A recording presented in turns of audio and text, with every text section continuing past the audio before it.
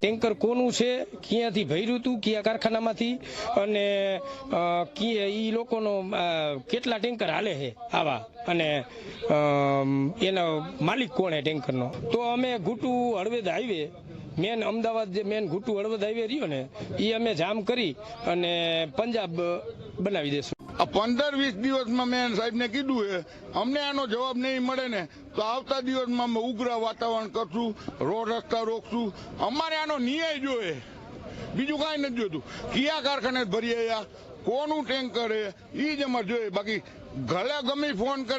જ્યારે ત્યાં વિઝિટ કર્યા પછી જે સેમ્પલને લીધું હતું એને અમે ગાંધીનગર લેબોરેટરી મોકલી આપ્યું છે અમને એનાલિસિસ માટે, ને ત્યાંથી રિઝલ્ટ આવી હતી. ને પોલીસને અમે કાલે લેટર લખ્યો છે કે ભાઈ આનામાં જે કોઈ બી તમારા કબજામાં આવ્યું છે તો જે કોઈ આનામાંથી કોણ લાવ્યું છે, ક્યાંથી લાવ્યું છે, શું કામ લાવ્યું છે, શું કરતો તો કાર્યવાહી શેના માટે કર્યું છે એનો મને રિપોર્ટ આપો. એનો લેટર અમે ગઈકાલે ઓલરેડી લખ્યો છે. મને લાઇટ એસિડિક લાગ્યું એના ઉપરથી એવું લાગે કે કદાચ કોઈ કારખાનામાં વપરાતું હોય એમાંથી જો કોઈક વેસ્ટ નીકળ્યું હોય કદાચ, તો એ લોકોને ત્યાંથી ગયું હોય ને જો એ કશે નાખે તો સ્લાઇડ એસિડિક જે મને જોયું તો એના ઉપરથી તો નુકસાનકારક મને લાગે છે.